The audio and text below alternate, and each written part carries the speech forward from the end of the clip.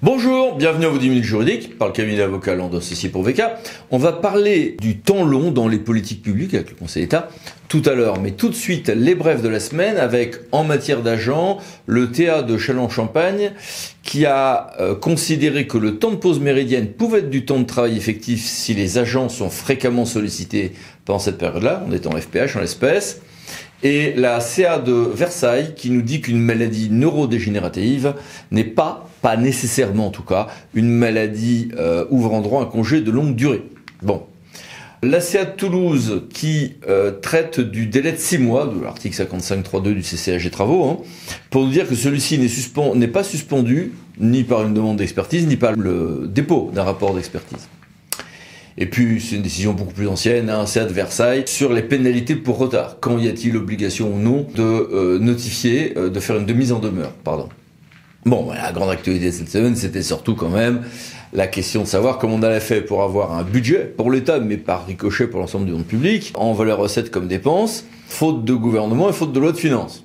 Alors, ça a commencé par l'adoption en toute dernière limite de la loi de finances de fin de gestion pour 2024, mais bon, l'essentiel, c'était surtout là, maintenant, 2025, pour lequel il faut prendre une loi spéciale. Article 47 de la Constitution, article 45 de la LOLF, pour lequel beaucoup de problèmes se posaient. Alors, le Conseil d'État a rendu un avis, non contentieux, bien sûr, nous disant que oui, un gouvernement démissionnaire peut le faire, ouf, que ça peut aller jusqu'à l'emprunt pour l'État comme pour les caisses de sécurité sociale, ouf, que ça va, on va pouvoir y inclure les volets comme la DGF et autres, très bien, mais pas des évolutions comme celle de, par exemple, des tranches d'impôt sur le revenu, de la même manière, pour les mêmes raisons, parce qu'on reprend la même chose, on peut pas la faire évoluer, mais on est libéré d'un certain nombre de consultations, et donc un gouvernement démissionnaire peut, en dépit de ses pouvoirs limités, le faire. Objectivement, on regarde des textes constitutionnels et des lois organiques, le Conseil d'État est vraiment allé au maximum de ce qu'il pouvait laisser passer.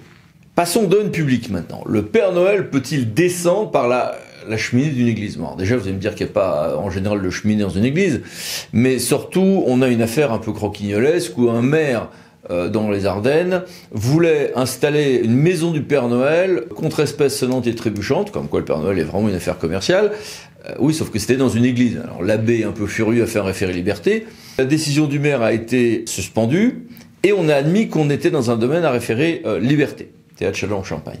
Domaine public toujours, un mur de soutènement de la voie publique peut ne pas être de domaine public. Alors vous me dites, c'est bizarre, c'est quand même étrange parce qu'on est bien sur l'accessoire indispensable. Oui, sauf si on a une preuve de ce qu'on n'est pas dans une propriété publique, tribunal des conflits.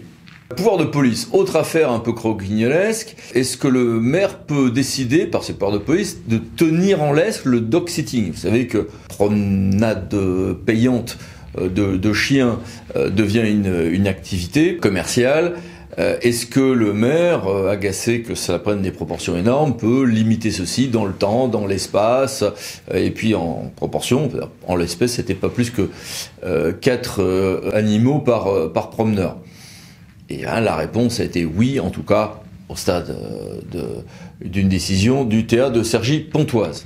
En urbanisme, le Conseil d'État a rendu une décision importante sur la hauteur de l'affichage des permis de construire et une autre, tout petit peu avant, sur l'adresse où on peut ou doit notifier les recours contre un permis de construire. En matière de santé, le tribunal des conflits, toujours lui, a eu à répondre à une question. Quel est le juge compétent quand des accidents, difficultés médicales ont été commis pour partir en régime privé et pour partir en hôpital public? Réponse, la victime va choisir celui des 2 ordres de juridiction de son choix qui ira à ce moment-là statuer sur l'entier dommage. Et puis une question amusante, à Paris, ils sont amusés à donner des PV, des FPS en fait, des forfaits stationnement, pour des véhicules de police nationale et de gendarmerie nationale. Le ministre n'a pas goûté ce trait d'humour. C'est arrivé au Conseil d'État qui a dit hop, on va distinguer. Soit ils sont en intervention, c'est un petit peu plus large que l'intervention, attention. Et à ce moment-là, évidemment qu'on ne va pas leur faire payer le stationnement de leur véhicule, mais en dehors de ça, on peut les faire payer, on peut faire une gratuité, mais encore faut-il la voter. Conseil d'État, 4 décembre 2024. Et puis, beaucoup de mini-brèves. N'hésitez pas à mettre sur pause des choses notamment sur les aides de la CAF, y compris pour le social, sur la tarification sanitaire et sociale. Ici, quelques éléments de contentieux, quelques éléments également sur le recensement et les réseaux de chaleur, là, et puis quelques autres questions, notamment de contentieux, ici. Mais passons à notre grand dossier, penser le temps long dans les politiques publiques. On va commencer par quelques truismes. Oui, la vie médiatique et les réseaux sociaux est faite de temps court. Même dans les médias ou les loisirs, il semble qu'il y ait besoin d'adrénaline toutes les 10 secondes. Il y a une accélération par ailleurs sociétale, économique, technologique. Ce sont des évidences, oui, très bien. Et dans la vie publique, chacun pense à son budget à court terme, derrière à son élection. Donc c'est vrai qu'il est difficile de penser à la pertinence de politiques de long terme, surtout si un bénéfice de long terme se paye d'inconvénients là à court terme, avant la fin de ce budget ou pendant le présent mandat. Alors évidemment, il y a de nombreux outils qui dans le monde public ont été faits pour dépasser ce court-termisme. Les lois de programmation, les différents outils de planification, les livres blancs, on peut penser à la défense, on peut penser à certains aspects de finances publiques. Évidemment, des outils militaires ou en droit de l'urbanisme, etc. Des agences et des commissariats dédiés qui visent aussi à dépasser les intérêts de court terme. Donc ces nombreux outils permettent, notamment dans les domaines militaires, scolaires, familiaux, spatiaux, certaines politiques sanitaires, environnementales ou énergétiques, d'avoir des trajectoires. La loi qui dote la France d'une trajectoire bas carbone, etc. Qui vise à dépasser cette immédiateté. Mais ces outils sont parfois contestés, notamment du côté des extrêmes, en disant qu'on a des doublons, que c'est pas efficace, qu'on multiplie les agences qui n'ont pas le même contrôle démocratique. Ce sont des contestations qui existent et qui sont plus nombreuses qu'avant. Alors, peut-être agacé par le court-termisme de notre temps, ou en tout cas parce que c'est un problème dont nul ne contestera l'importance, le Conseil d'État a décidé de consacrer son étude annuelle 2025 au thème « L'État stratège » ou « Comment prendre en compte le temps long dans les politiques publiques ». Vaste débat comme en général. Et ça a commencé par une première, voici à l'écran, vous pouvez regarder cette première session de 2 heures de débat et de réflexion qui lançait en novembre cette réflexion. Et prochaine séance, le 15 janvier 2025, de 18h à 20h, on peut s'inscrire en présentiel, mais surtout le voir en direct ou en rediffusé. Et il y aura toute une série de cycles ensuite de travaux, de discussions, de débats pendant un an, jusqu'à la rentrée prochaine quand il y aura ce rapport annuel 2025 avec ce thème qui sera étudié. J'ai voulu poser des questions à celui qui sera le rapporteur général de cette étude annuelle du Conseil d'État, monsieur Fabien Reynaud, que je remercie vivement d'être parmi nous. Merci monsieur et bonjour. Bonjour. Première question. Votre rapport l'an passé était sur la proximité géographique du dernier kilomètre. Alors après cette proximité, on a l'éloignement du temps long. Il y a un effet de contraste qui est sans doute à relativiser. Mais quelles furent vos réflexions vous conduisant à ce thème ? Il y a beaucoup plus de points communs que ce que l'on peut penser entre le dernier kilomètre des politiques publiques, objet de notre étude pour 2023, et la question du temps long qui est le sujet de notre étude pour 2025. D'abord, comme nous l'avions souligné en 2023, on ne peut réussir le dernier kilomètre qu'en y pensant dès le premier kilomètre, c'est-à-dire dès la conception des politiques publiques, ce qui suppose justement une capacité à penser l'action publique dans le temps long. Mais cette question est aussi dans le prolongement de notre étude pour 2024, consacrée à la souveraineté. Car pour bien exercer sa souveraineté dans un monde complexe, à la fois conflictuel et interdépendant, il faut être capable de se fixer des objectifs au long cours.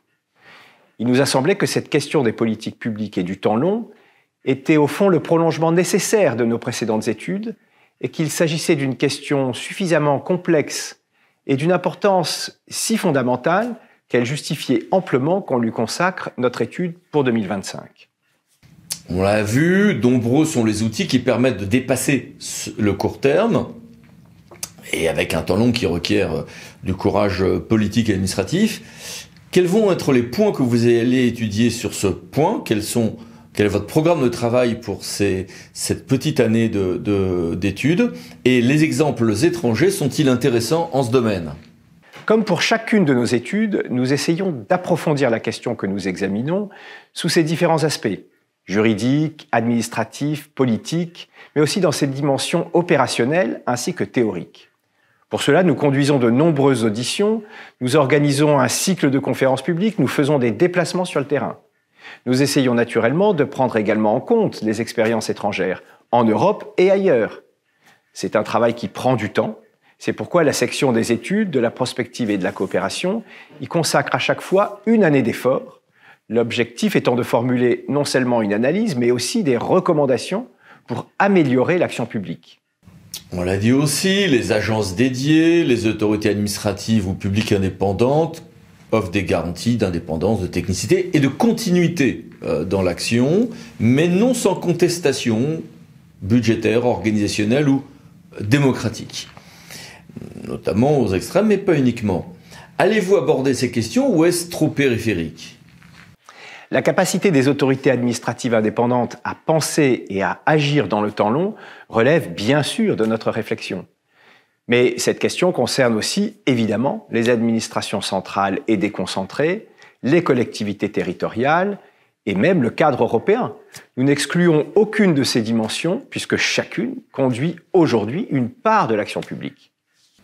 La question n'est-elle pas aussi celle des moyens de la sensibilisation des citoyens sur ces enjeux de long terme? Comment faire pour que toutes ces réflexions, émotions ne soient pas immédiatement remplacées par la tempête médiatique suivante? Faut-il agir par l'éducation? Faut-il prévoir des mécanismes de médiatisation spécifiques sur les enjeux de moyen et long terme dans la vie publique ou autre? Je ne peux évidemment pas entrer à ce stade dans ce qui sera, au terme de nos travaux, notre analyse et nos recommandations. Mais ce qui est certain, c'est que notre capacité à penser les politiques publiques dans le temps long, à ne pas rester enfermés dans les enjeux immédiats, même s'ils ont évidemment leur importance, dépend en grande partie des enjeux d'éducation, de formation, de médiatisation de ces questions de temps long. Et comment penser le contrôle politique, administratif, financier des organismes qui sont en charge de ces enjeux de longue portée? C'est aussi une question de fond que vous posez là, et comme je le disais à l'instant, notre réflexion est en cours. Ce que je peux dire à ce stade, c'est que nous consacrons notre deuxième conférence publique, le 15 janvier, à la question du temps long et de la démocratie. Nous consacrons notre conférence à comment penser le temps long en démocratie. Et comment assurer une coopération positive, non concurrentielle, entre les organismes planificateurs, autorités administratives indépendantes, commissariats au plan, etc., ou autres acteurs du long terme, et les ministères au quotidien? Sur cette question, je vous renvoie à notre conférence inaugurale, le 20 novembre dernier, au cours de laquelle sont notamment intervenus le haut-commissaire au plan, François Bayrou, mais aussi la présidente de la délégation du Sénat à la prospective, ainsi que le PDG du CNES. C'est une question difficile, mais évidemment centrale compte tenu du rôle de l'État dans notre pays. Il reste que la question va au-delà du rôle de l'État, qui ne peut être seul à penser le temps long, ni bien sûr y penser tout seul. Cette notion de temps long évoque un peu les visions globales, brodéliennes, celle du niveau stratégique en militaire par rapport aux tactiques. Est-ce qu'on n'est pas sur une opposition un peu exagérée et un peu artificielle? De la même manière qu'en matière militaire, on parle parfois on essaye de dépasser le tactique et le stratégique pour parler de choses entre les deux, ce qu'on appelle l'art opératif. De même, n'avons-nous pas énormément de problématiques de moyen terme qui ne sont pas du court terme, mais qui sont au-delà du prochain budget, du prochain mandat, sans pour autant être sur 10, 15, 30 ou 50 ans? La question n'est en effet pas de savoir si c'est le court terme ou le long terme qui doit l'emporter, ni de privilégier dans une forme de synthèse rhétorique le moyen terme. Les trois dimensions sont importantes, comme c'est d'ailleurs le cas dans le domaine militaire avec la stratégie, la tactique et ce que l'on appelle l'art opératif.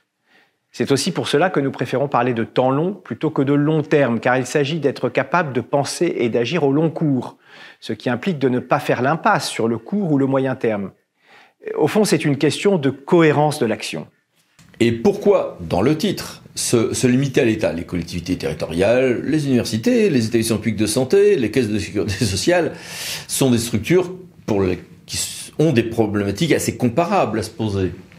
Vous avez parfaitement raison. Et comme je l'ai dit à l'instant, nous ne comptons pas nous limiter à l'État. Il est évident que doivent être inclus dans le champ de notre réflexion d'autres acteurs publics et même au-delà. La société civile, les entreprises, les associations, les citoyens. Et le Conseil d'État lui-même, comment appréhende-t-il cette question de long terme? Alors, on va me dire que le droit des générations futures a été pris en compte expressément par le Conseil constitutionnel. C'est la décision de protection du pouvoir d'achat. Que le Conseil d'État a parfois pris en compte les questions de long terme, par exemple l'arrêt Grande Sainte.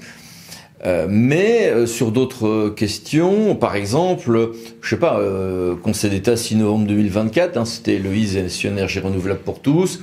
Le Conseil d'État a refusé de censurer des décisions de court terme au nom de loi de programmation pluriannuelle, ce qui fait qu'il y a peut-être une mue qui n'est pas totalement terminée pour prendre en question ces questions de long terme. Est-ce qu'on ne va pas vers une plus grande reconnaissance de ces outils pluriannuels, à l'image donc des décisions de protection de pouvoir d'achat et arrêt de Grande Sainte, dans la jurisprudence même des différentes ailes du Palais Royal? Le Conseil d'État a été amené à inscrire son contrôle juridictionnel dans une forme de temps long, avec l'affaire commune de Grande Sainte notamment, mais on pourrait aussi parler d'autres affaires comme celle de la qualité de l'air.